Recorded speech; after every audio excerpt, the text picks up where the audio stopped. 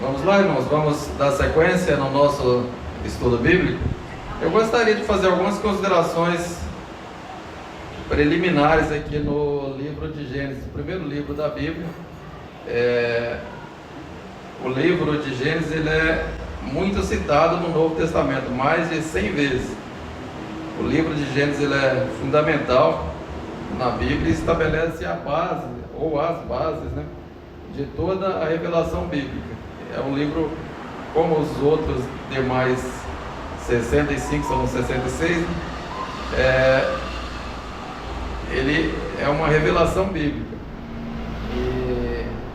E ali explica a origem, né, do mundo, da humanidade, do pecado, o plano de salvação. Então, Gênesis revela Deus como Criador. Nós temos nos capítulos iniciais de Gênesis, o versículo 1 já começa, né, no princípio criou Deus os céus e a terra.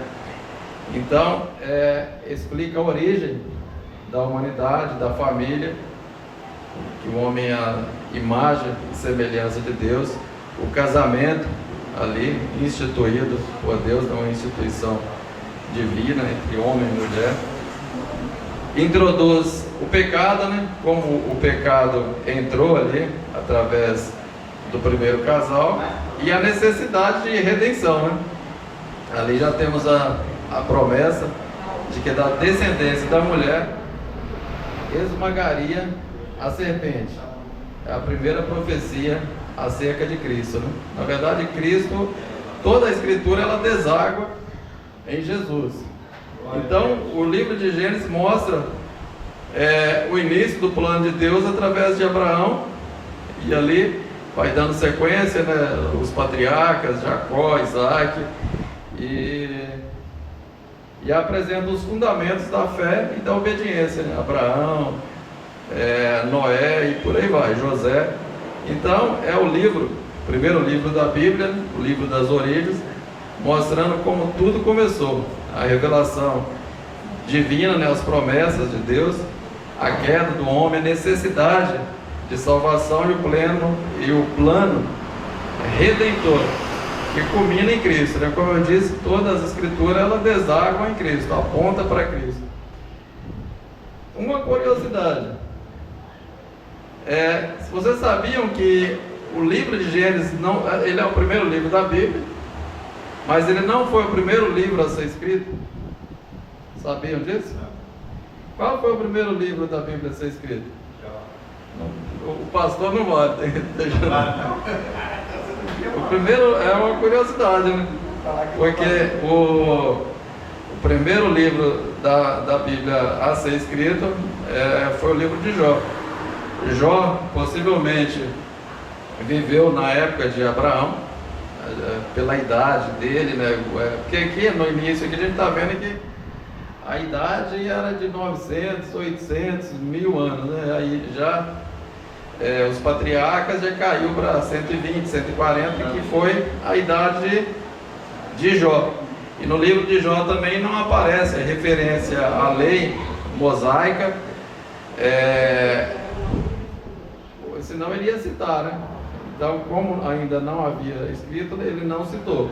O estilo de vida de Jó, né, que ele assemelha aos patriarcas, né? Abraão, Isaac, Jacó, ele era o sacerdote da casa. E o estilo linguístico do livro de Jó, né? A forma como foi escrito, uma forma poética. Então, é uma curiosidade que Jó tenha sido o primeiro livro a ser escrito. É claro que a Bíblia ela não está na ordem cronológica, né? Foi inserido o Pentateuco e aí vem na sequência, mas no caso de Jó foi escrito antes. Gênesis também começa, né, com os dois primeiros versículos. Muitos entendem que do versículo 1 para o versículo 2 houve um intervalo grande de tempo, né? Versículo 1, no princípio criou Deus os céus e a terra. Versículo 2, a terra era sem forma e vazia, havia trevas que cobria a face da terra, e o Espírito de Deus pairava sobre ela. alguns entendem que a terra que Deus criou, e a terra se tornou sem forma e vazia depois que os anjos foram, a rebelião, né, lançada do céu, e aí tornou-se sem forma e vazia. Mas é uma teoria que quando a gente estuda teologia a gente aprende, não é um consenso, né, mas também faz parte como introdução. Acho que é bom a gente falar isso. Então, o livro de Gênesis ele é bastante citado no Novo Testamento. Jesus citou, os apóstolos citaram, então ele é bastante citado. Algumas passagens de Gênesis foi mal interpretado na história da igreja, né? Nós vemos que no capítulo 9, que é o capítulo a seguir, que fala da maldição dos filhos de Noé, foi usado de uma forma, eu não digo nem errada, mas de uma forma criminosa, para justificar a escravidão da África, né? Então, quando eles precisavam de justificar toda aquela barbárie, eles procuraram ali, né, de uma forma que a Bíblia não diz, da maldição de um dos filhos de Noé, que eram 3, né? Cã, falando que veio sobre a África, enfim, para tentar justificar toda aquela barbárie que foi a escravidão do continente ali, africano pelos europeus. É claro que a maldição não caiu sobre os descendentes dele, foi sobre os cananitas, né? Aliás, e ali, na verdade, os cananitas eles foram subjugados por Josué, e não tem nem os descendentes dele, mas eles, para tentar justificar essa atrocidade, eles tentaram utilizar desse subterfúgio. Bom, nós estamos no capítulo 8 de Gênesis, né? Você se lembra que o dilúvio ele durou 40 dias e 40 noites, veio águas, desceu uma chuva forte durante 40 dias e 40 noites, e a chuva veio de cima e também de baixo, né? Fala que brotou água de baixo para cima também, né? As fontes se abriram. Então foi água.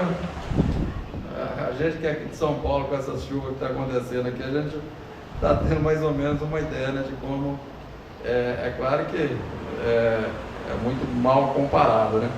Mas porque esse dilúvio ele foi universal, ele não foi local. Ele cobriu todos os outeiros, todas as montanhas e cobriu toda a terra. Então foram 120 anos de pregação, Noé avisando que ia acontecer, mas Noé não conseguiu ganhar uma alma, mas pelo menos ganhou uma família, né, pastor? Os filhos e as noras, né, entraram na arca.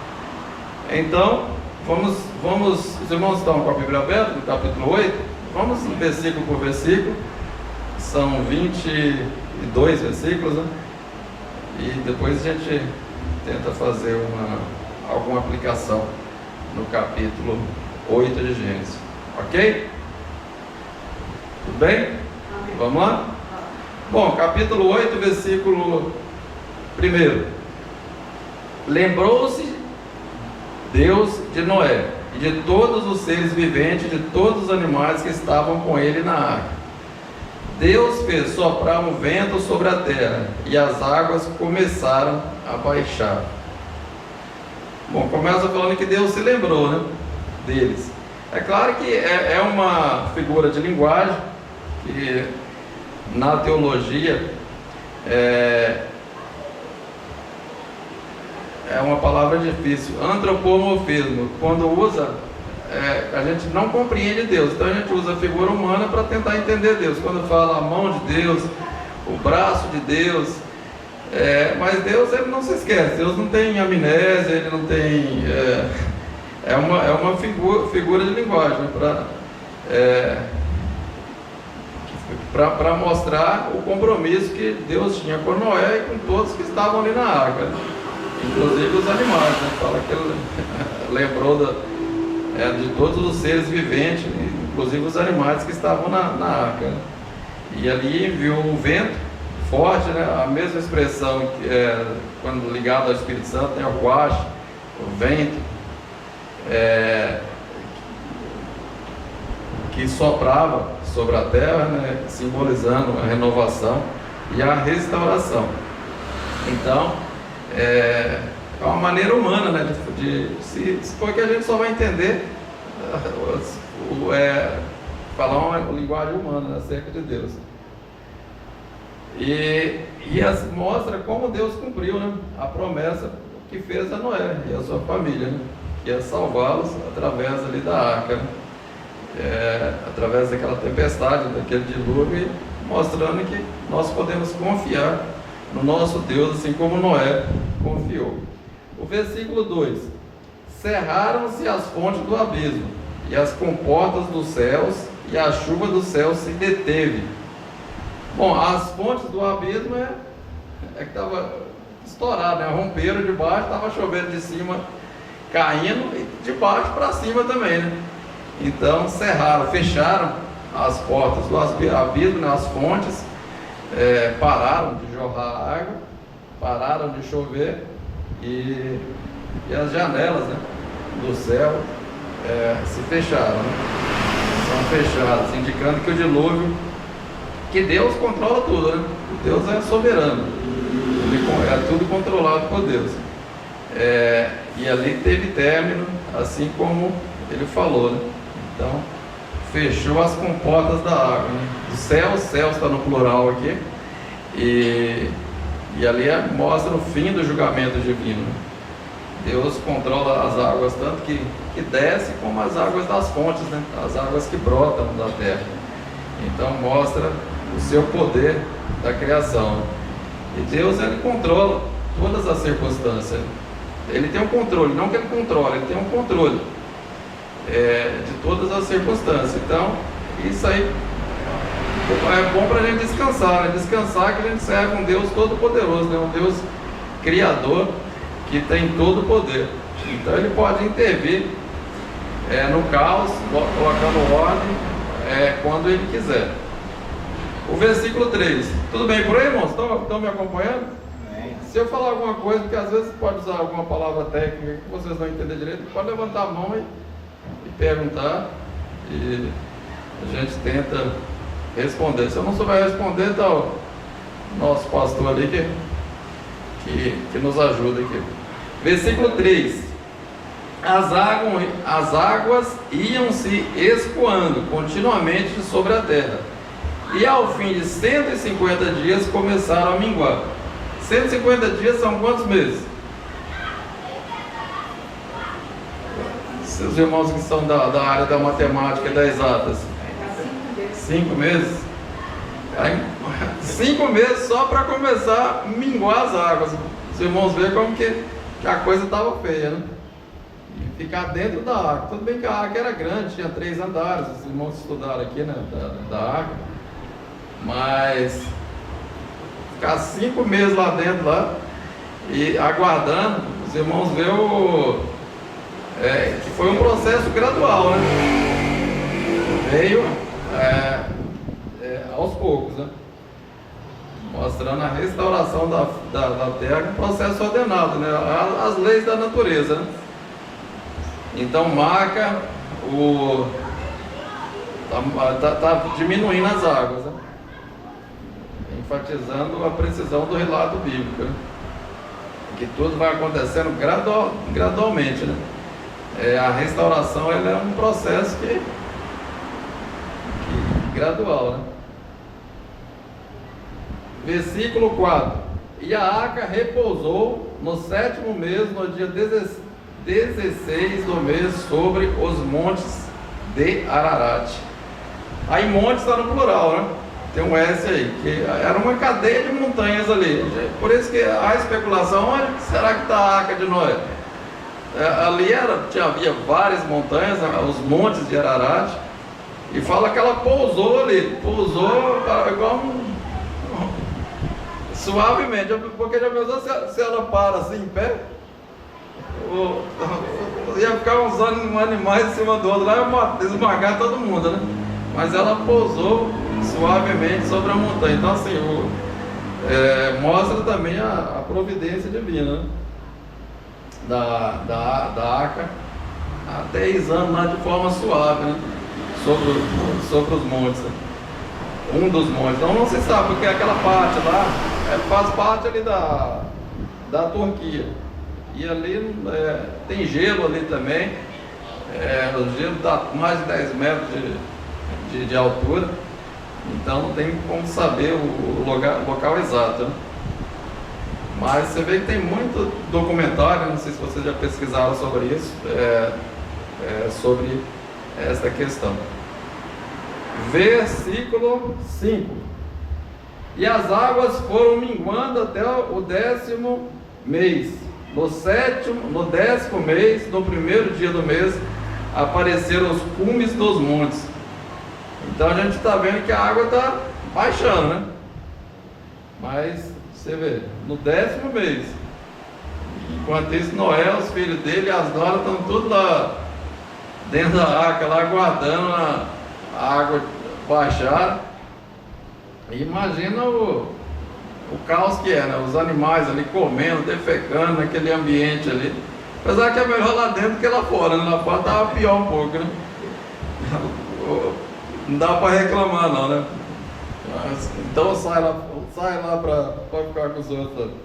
Então, os montes já começou a ficar visíveis, né? Então isso aí já vai marcando um novo estágio na restauração da terra. Já vai preparando a saída de Noé dos animais e dos animais da arca. Versículo 6: e aconteceu que ao fim de 40 dias abriu Noé a janela da arca que tinha feito. Tinha uma janelinha lá em cima, não sei se é a janelinha, se é a janelona. Aí já estava vendo os montes, tudo. Ele falou: vou dar uma bisoiada aqui. Aí abriu a janela para ver ao fim de 40 dias. E 40, o número 40, ele é bem sugestivo, né? É um número simbólico. Está associado à aprovação, à preparação. Na maioria das vezes que aparece 40, está associado a isso, a aprovação a uma preparação. E por isso foi ao término, né, dos 40 dias, mostrando a paciência de Noé, a sua fé, e aguardando aquele momento, né? Depois que ele viu os montes, aí passou 40 dias, ele abriu a janelinha. E como eu disse, o número 40 ele é muito sugestivo, né? O dilúvio foi 40 dias e 40 noites de chuva, né? Moisés passou 40 dias no Monte Sinai, quando foi buscar Deus, vocês se lembram, né? Israel passou 40 anos no deserto. Aí está falando de preparação, né? Elias jejuou 40 dias. Jesus também, né, passou 40 dias jejuando no deserto, né, para iniciar o seu ministério. Nínive recebeu um prazo de 40 dias para arrependimento. E Jesus ficou 40 dias com seu discípulo após a sua ressurreição. Então assim, o 40 é muito sugestivo na Bíblia, né? Fala de preparação. E Noé, depois dos 40 dias que os montes apareceram, ele abriu a janelinha, né? Mostrando a preparação, né?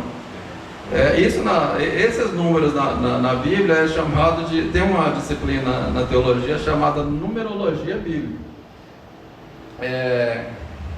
que mostra assim, associa, né, algumas doutrinas com o número. Por exemplo, o homem ele foi criado no 6º dia. Então, assim, o número 6 está associado ao homem.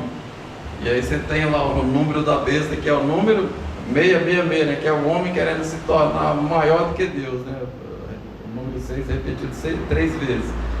O número 7 é o número da perfeição, quando Deus terminou ali de fazer todas as suas obras, né?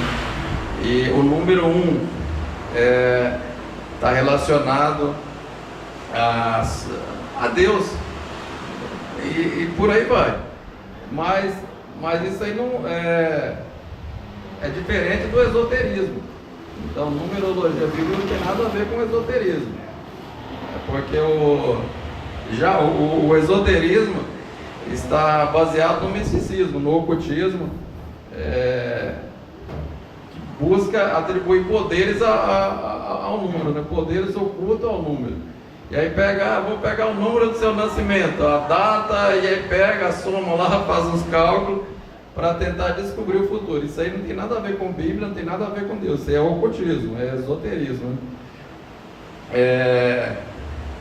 Ou pessoas que pegam o número 666, aí faz um montão de cálculo lá para tentar descobrir alguma coisa, um código secreto para o futuro.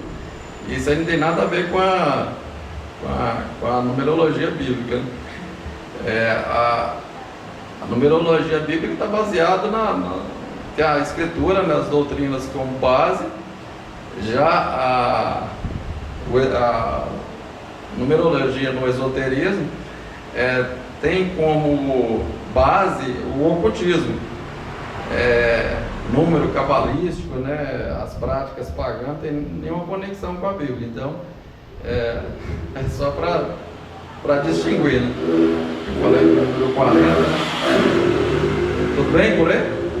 Entenderam? Vamos lá? Versículo 7. Ele soltou um povo que saiu, indo e voltando, até que as águas se secaram de sobre a terra. E aí, quando Noé abriu a janelinha, que viu que já tinha diminuído bastante, ele pegou um corvo e soltou. O corvo é um animal considerado impuro nas distinções que é feito, porque ele se alimenta de resto, né, de carniça e de animais mortos. E ele foi, e ali era um cenário bom para ele, né? Porque havia com certeza muitos cadáveres boiando sobre as águas. E aí ele foi, se sentiu em casa, né? Por isso que ele soltou o corvo, né? No versículo 8: depois soltou uma pomba para ver se as águas tinham minguado de sobre a face da terra. Já a pomba já é diferente, né, do corvo. Já não se alimenta de qualquer coisa, embora que essas da rua aí, né? É só por Deus, né? E no versículo 9: a pomba, porém, não achou repouso para a planta de seu pé e voltou a ele para a arca, porque as águas estavam sobre a face de toda a terra. E ele estendeu a mão e tomou e recolheu consigo a arca. Então a pomba retorna, né? Não encontrou lugar para pousar, voltou. Diferente do corvo, né? O corvo estava lá em cima dos animais, ela não estava nem aí, né? Agora a pomba já falou que esse negócio aqui não é para mim, não. E aí voltou para Noé, voltou para a arca, né? Versículo 10: esperou ainda outros 7 dias e tornou a enviar a pomba fora da arca. Aí Noé, uma semana depois, 7 dias depois, lembra da numerologia bíblica? 7 é o símbolo da perfeição, né? E aí enviou a pomba de novo. Versículo 11: E a pomba voltou a ele à tarde. Você vê que ela já demorou mais um pouco, né? Saiu de manhã, só voltou à tarde. E ela arrancada uma folha de oliveira do seu bico. E conheceu Noé que as águas tinham minguado de sobre a terra. Então a pomba foi e voltou com a folha de oliveira no seu bico. A oliveira, ela é uma árvore, da onde faz o azeite, né? Ela só dá em lugar baixo, ela não é uma árvore de local baixo, ela não dá em cima da montanha, é em locais baixos. Então já mostrou que já estava bem baixo, né? Já estava aparecendo a oliveira. Então ele entendeu que já tinha baixado bastante. Versículo 12. Tudo bem? Bora lá? Então esperou ainda outros 7 dias e enviou fora a pomba, mas não tornou mais a ele. E aí ele 7 dias, uma semana depois, soltou a pomba lá de novo e ela foi e não voltou mais. Então, na terceira tentativa, sinalizando que a terra já estava seca, já estava habitável, né? Isso marca o fim do dilúvio e o início de uma nova era. Versículo 13. E aconteceu que no ano 601, no primeiro mês, no primeiro dia do mês, as águas se secaram de sobre a terra. Então Noé tirou a cobertura da arca e olhou, eis que a face da terra estava enxuta. Aí pronto, né? Acabou a prova. Após um ano, se calcular tudo isso aqui, porque esses números aqui é difícil, porque está nos anos 600 e tudo mais, quando a gente calcula todo esse negócio aqui, vai dar 1 ano e 10 dias. 40 dias e 40 noites, né? De chuva, e agora 1 ano e 10 dias para secar tudo.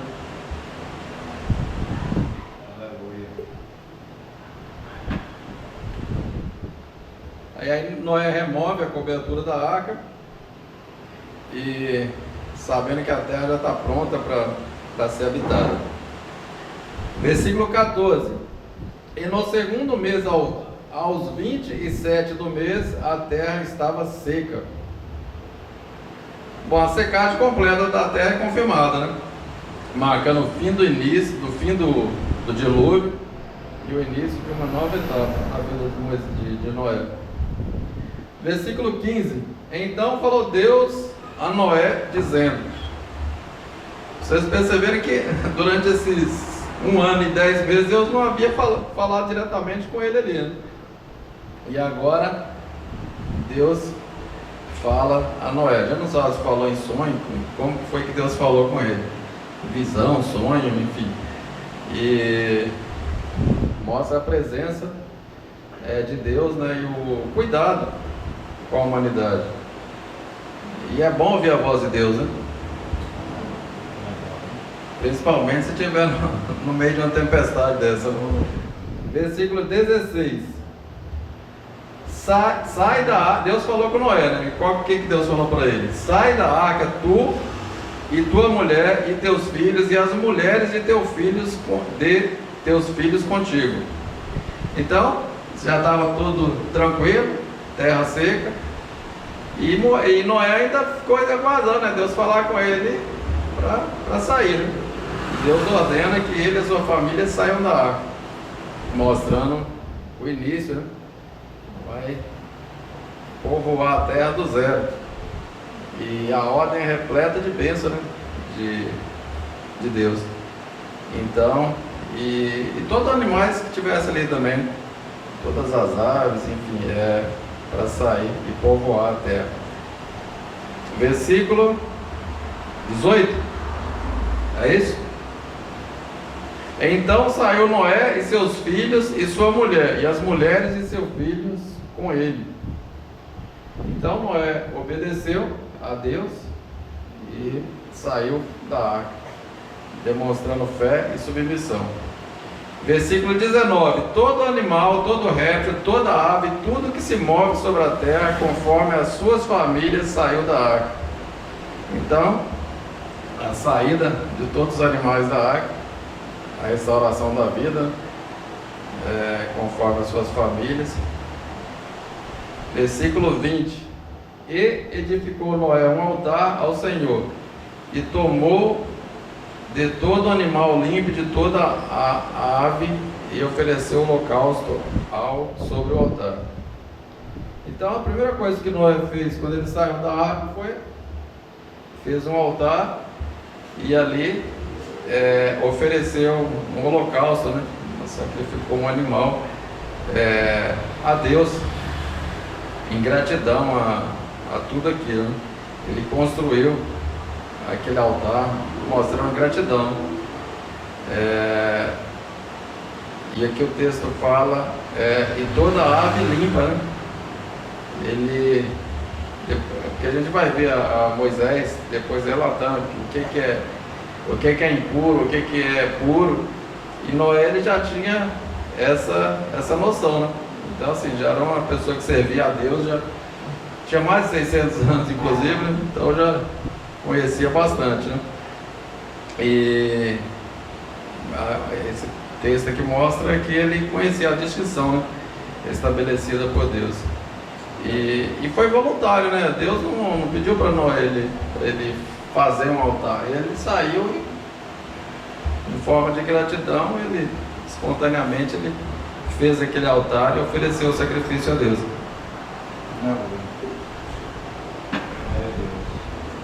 Amém? Amém. Versículo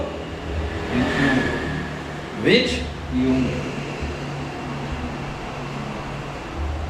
Versículo 21. E o Senhor aspirou o suave cheiro, e disse o Senhor em seu coração. O Senhor aspirou o suave cheiro, né? Um churrasco, até Deus gosta, né?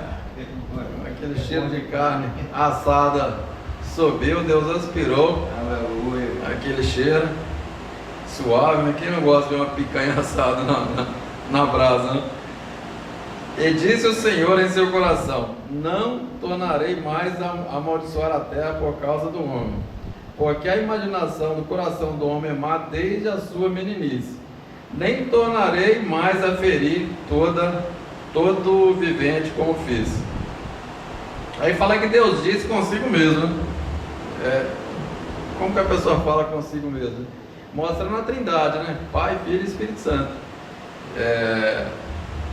Que não iria mais destruir a terra novamente.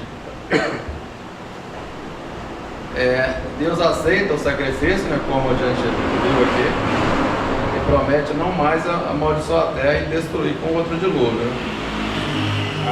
Mas ele sabendo, que o versículo fala que sabendo do coração do homem que é mau desde a sua meninice, né? Então assim, a misericórdia de Deus não destrói, mas ele conhece o coração do homem, né?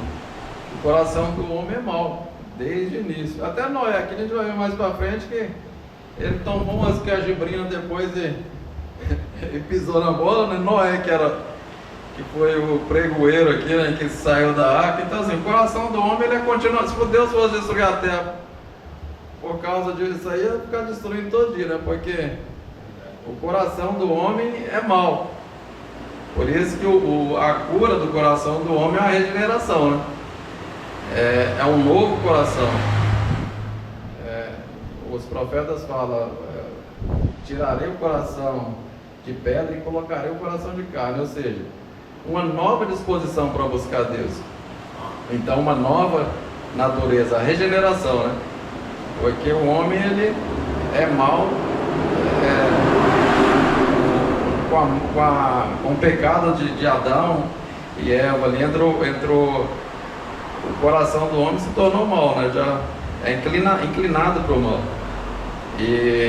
Mas Deus aqui promete, não por causa disso, destruir a terra com outro dilúvio. Então,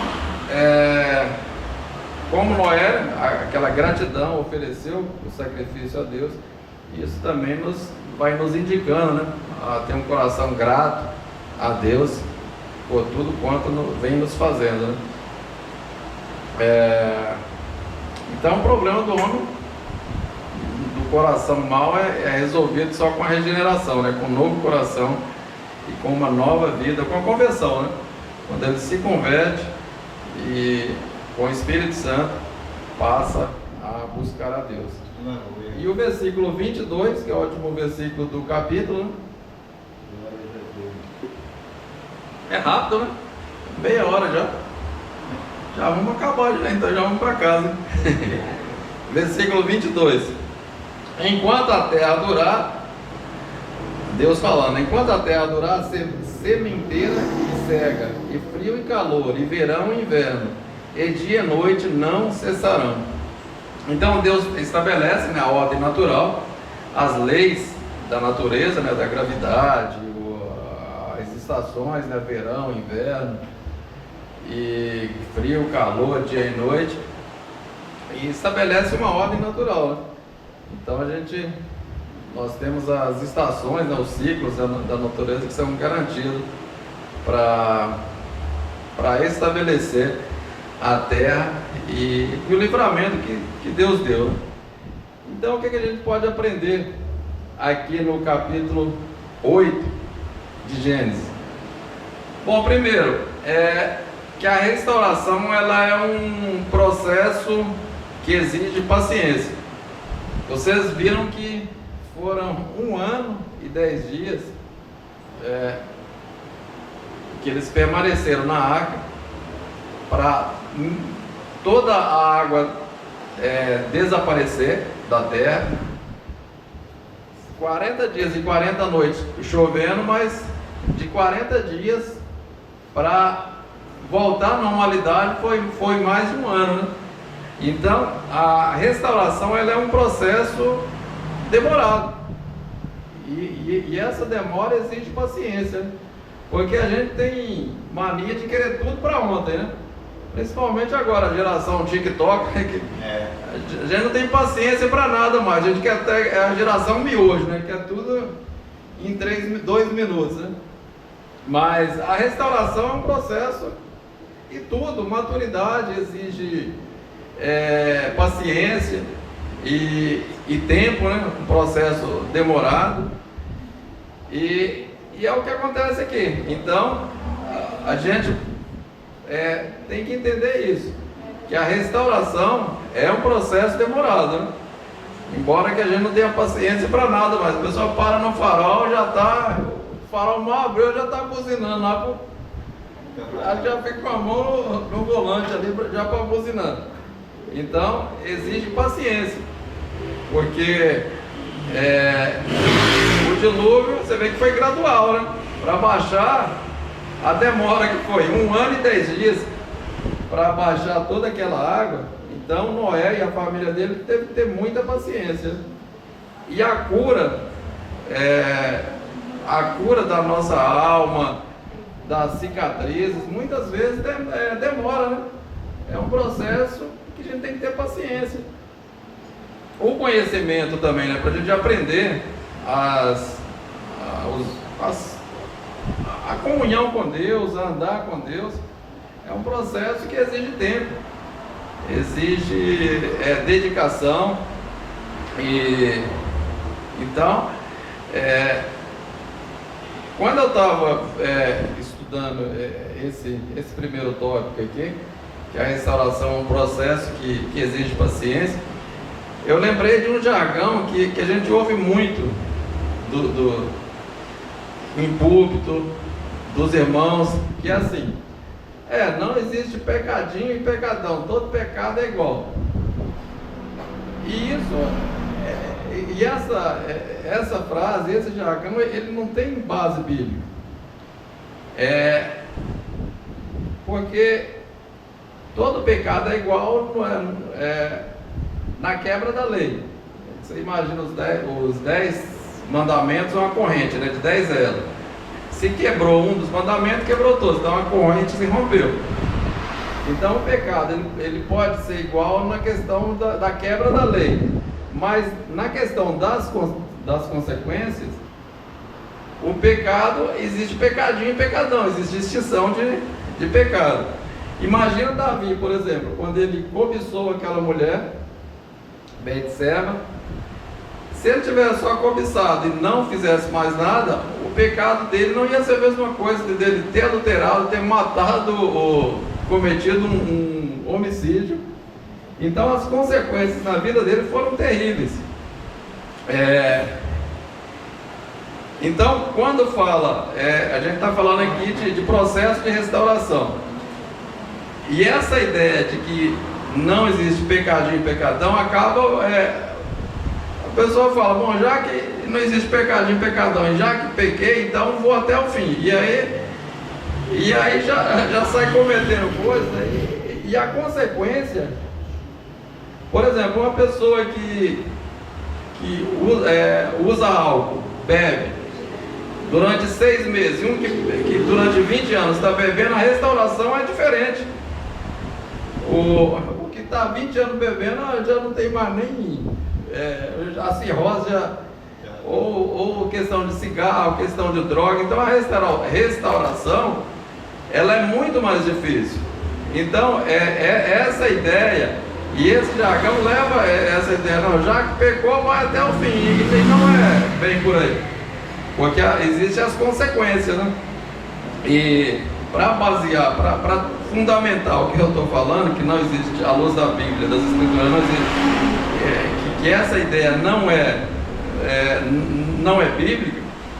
Jesus, no capítulo 19 de João, no versículo 11, quando ele foi preso para ser crucificado, ele disse o seguinte, a Judas e as autoridades religiosas: nenhuma autoridade teria contra mim se de cima não fosse dada. Por isso, quem entregou a ti, maior pecado tem. Maior pecado tem. Ele está falando com Judas, né, com os judeus líderes religiosos, mostrando um grau diferente de pecados, que eles tinham muito mais responsabilidade do que os demais. A liderança religiosa, pelo que conhecia, e Judas, que 3 anos e meio andando com ele e estava entregando, mostrando que o pecado dele era maior do que os demais. Isso eu estou falando para refutar essa lógica, né? E mostrar que a restauração ela é demorada. Então, quanto mais a pessoa passa distante de Deus, com a vida destruída, o processo de restauração é mais difícil, como aconteceu aqui com Noé, né, com o dilúvio. Foram mais de 1 ano para secar aquelas 40 dias e 40 noites de chuva, né? Então isso aí a gente poderia citar vários versículos aqui no Velho Testamento, mostrando a distinção, né, de pecados. 1 João capítulo 5, versículos 16 e 17. Se alguém vir teu irmão cometendo pecado para a morte, pedirá e Deus lhe dará vida aos que não pecaram para a morte. Há pecado para a morte, por isso não digo que rogue. Existem pecados que levam à morte, pecados que não levam. Isso indica que nem todos os pecados têm o mesmo, são mesmo diante de Deus. Aqui está João, na primeira epístola dele, ele está falando essa distinção, né? Então eu poderia citar outras passagens para fundamentar o que aprendemos aqui no capítulo 8 de Gênesis, né? que a restauração ela foi demorada. A restauração da nossa vida espiritual, às vezes da família, que a pessoa que abandonou a casa, o lar. Então a restauração, muitas vezes ela é demorada, é dolorosa, e a pessoa que pecou, é melhor pedir perdão, voltar a Deus, né? Porque cada vez que se afasta, mais distante, mais é demorado o processo de restauração. Ok? Tudo bem? Amém. Amém? Continuamos? Outra lição que a gente aprende aqui, no capítulo 8 de Gênesis, é confiar na fidelidade de Deus em meio ao caos. Aqui a gente vê que Deus, ele se lembrou de Noé. Ele estava ali na arca, né, já há muitos tempos. É claro que, como eu disse aqui, Deus não se esquece, né? Ali está mostrando, falando do cuidado de Deus. Mas Noé, ele confiou na fidelidade de Deus. Deus só falou com Noé depois de 1 ano e 10 dias. Aí talvez passava pela cabeça de Noé: será que Deus esqueceu da gente aqui? Estamos aqui orando e passa dia, a água não baixa, passa meses, passa 2 meses, 3 meses, ele olha pela janelinha lá, vê os cadáveres passando para lá e para cá e nada da água descer. E pode ser que em algum momento de todo aquele 1 ano, ali dentro da arca, né? Lembra da pandemia, que a gente não podia sair na rua, né? Ficar em casa, confinado, e aqui ele ficou confinado, né? Com a sua família mais de 1 ano ali, então, mas ele confiou em Deus no meio do caos, né? Então a gente precisa confiar em Deus. Às vezes parece que está dando tudo errado, está uma tempestade lá fora, e a gente tem que aprender a confiar, a acreditar que Deus ele está no controle, e Deus ele tem o melhor para a gente sempre, né? Mesmo que a gente não esteja vendo. Outra coisa que podemos aprender aqui é o seguinte: esteja atento aos sinais de esperança que Deus envia. Quando ele viu a pomba, né, que ela voltou com a folha da oliveira no bico, foi um sinal de esperança, né? Uma coisa simples, assim, trivial hoje em dia, mas com certeza nós ficou muito alegre, né? Quando a pomba voltou, falou: não, porque oliveira é uma árvore de região baixa, né? Então a água já tinha baixado bastante e já estava chegando no final do dilúvio. Então a gente tem que estar atento, né, aos sinais de esperança. Deus envia muitos sinais assim para a gente, de esperança, e às vezes a gente está desligado, né? Não está entendendo, mas Ele sempre vai estar mostrando, vai estar dando sinais de que a sua luta está acabando, está chegando. A prova ela tem data de validade, né? O tempo de acabar. Então fica atento aos sinais de esperança que Deus está te enviando. Amém? Outra coisa que aprendemos aqui no capítulo 8 de Gênesis: obedeça a Deus mesmo quando o futuro é incerto. Então Deus ordenou a Noé para ele sair da arca, e ele obedeceu, né? Saiu, já tinha baixado a água, mas o futuro era incerto, né? Ele estava ali diante de toda aquela terra, mas não sabia o que ia acontecer. A ordem era povoar a terra. Ele e os seus filhos, né? 3 filhos, 3 noras, e o futuro era incerto, né? O que ia acontecer, o que estava por vir. Mas ele obedeceu a Deus, né? Em fazer a vontade de Deus, saiu da arca, fez o altar em gratidão a Deus. E em nossa caminhada, assim, muitas vezes somos chamados a obedecer sem ver o futuro, né? O que vai acontecer. Então, em meio às tempestades da vida, devemos, como Noé, né, oferecer um altar a Deus, sacrificar a Deus, porque Deus ele tem a provisão, né, para as nossas necessidades. Ele conhece tudo. E outra coisa que podemos aprender aqui também é o seguinte: responda à bondade de Deus com gratidão e adoração. Então, o altar que Noé ofereceu aqui a Deus foi bastante significativo, porque foi voluntário. Deus não, porque Deus já, para Moisés, para Abraão, Isaac, a gente Deus sempre falou: ofereça um sacrifício.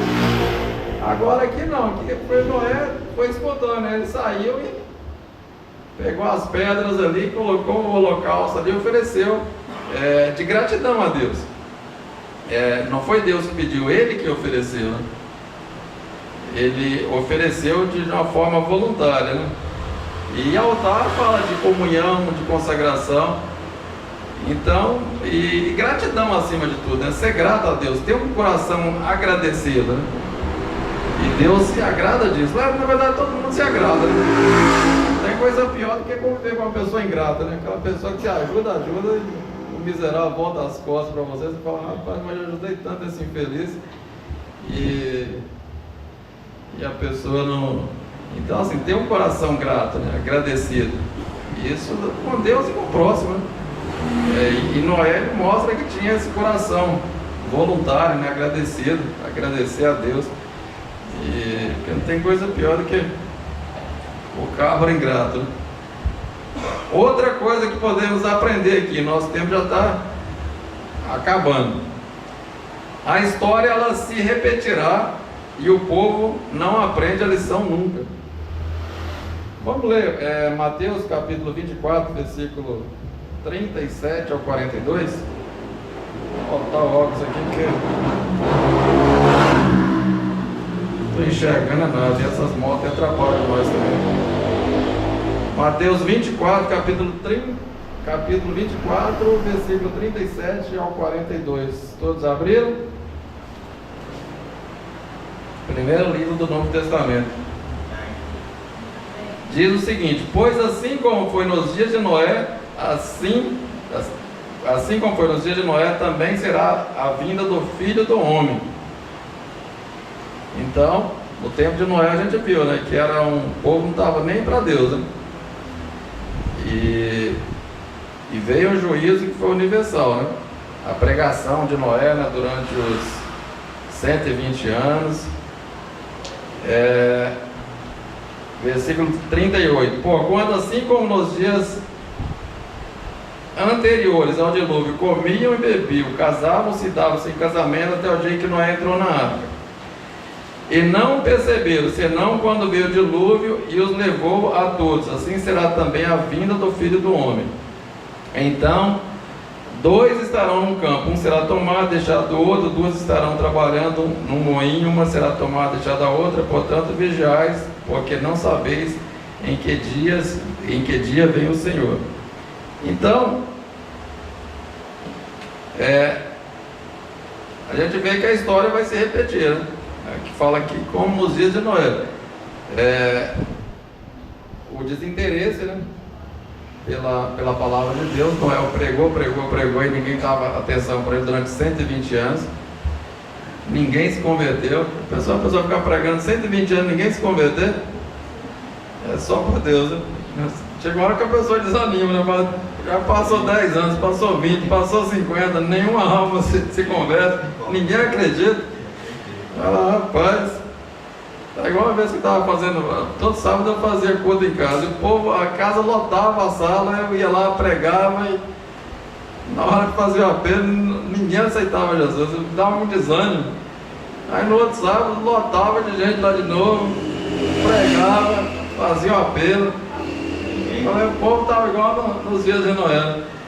Então, assim, aí fala que esse desinteresse, né, quanto à vontade de Deus, né, e o desprezo com a mensagem, a rejeição ao meio de escape. O escape aqui era a arca, né? Já o escape hoje é Jesus. Ele vai vir e falar que ele vai arrebatar, né, vai levar para o céu. Então, na verdade, a arca ela está simbolizando a Cristo, né? Foi a forma de escape. Hoje é o próprio Jesus. E a rejeição ao meio de escape. Assim como rejeitaram a arca, a maioria rejeita Jesus, né? Que é o escape oferecido por Deus. Então, a provisão pela salvação era a arca, hoje é o próprio Jesus. E a paciência divina, né? Deus esperou 120 anos antes de mandar o castigo, né? E hoje continua esperando, né? Mas uma hora Deus vai levar a gente para o céu. Quem não entrou na arca vai vir um dilúvio aí, vai levar todos. Esse dilúvio agora é de fogo. Aí Vai ser mais de água. Vai ficar feia a coisa. Quando eu estava estudando aqui esse capítulo, que fala das 3 vezes que Noé soltou a pomba, né? Soltou a primeira, ela voltou, soltou a segunda, ela voltou, com a folha no bico, né, da oliveira. Aí a terceira soltou, ela não voltou mais. E aí eu li um comentário sobre essa pomba, né, que ela representa, ela é um símbolo do Espírito Santo, e a forma na história como Deus enviou o Espírito Santo. E aí esse comentarista, ele fazia mostrava como o Espírito Santo foi enviado durante esse período, tanto no Velho Testamento como no Novo Testamento, comparando com a pomba ali que Noé soltou na arca, que a primeira vez ela não encontrou lugar para pousar o pé, voltou. Na segunda ela também não encontrou lugar, mas a árvore ali pegou a folha da oliveira, voltou, indicando que as águas estavam baixando. E na terceira vez a pomba não retorna, simbolizando que a terra já estava seca, habitável, né? E aí ele fazia uma comparação, a pomba representa o Espírito Santo, que no Antigo Testamento Deus enviou o Espírito Santo, né? E ele ia, né, ali, a gente vê nos juízes, né, Gideão, Sansão, que o Espírito Santo ele ia, mas ele não permanecia, ele usava a pessoa e voltava, né? O segundo envio foi em Jesus, quando foi batizado, né? Então a folha no bico da pomba ali da oliveira, né, como um sinal de nova vida, quando a pomba veio sobre Jesus ali no batismo. E o terceiro envio foi no dia de Pentecostes, quando o Espírito Santo veio e ele não voltou, né? Ele habita. Jesus disse, né, que enviaria o outro Consolador, se referindo ao Espírito Santo. E ele veio para ficar, né? Hoje ele habita no corações, ele habita na nossa vida. Então, assim como a pomba na terceira vez ali que Noé enviou, ela não voltou, hoje o Espírito Santo veio e permaneceu conosco. Do dia de Pentecostes para cá, o Espírito Santo ele permanece conosco. E eu achei interessante isso aqui, embora que eu não gosto de alegoria para fazer, mas aqui realmente é isso. É uma inferência da pomba simbolizando o Espírito Santo. Eu não gosto muito de alegoria porque acaba colocando muito significado, né, pastor?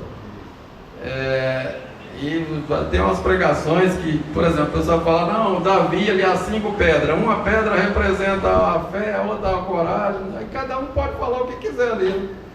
Ou aqueles os 4 amigos lá que levou o paralítico até Jesus pela telha, não, um amigo representa isso, outro, então cada um fala, cabe tudo numa mensagem dessa. Então, eu não gosto de alegoria por conta disso.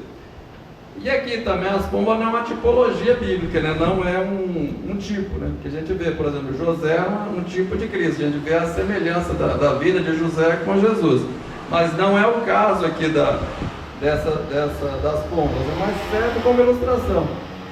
E assim como ela saiu e não voltou, o Espírito Santo foi derramado no nosso coração e permanece, né? Ele faz morada no nosso coração, né? E ele só vai sair quando levar a gente para o céu. Então ela serve como ilustração e mostra o cuidado de Deus, né?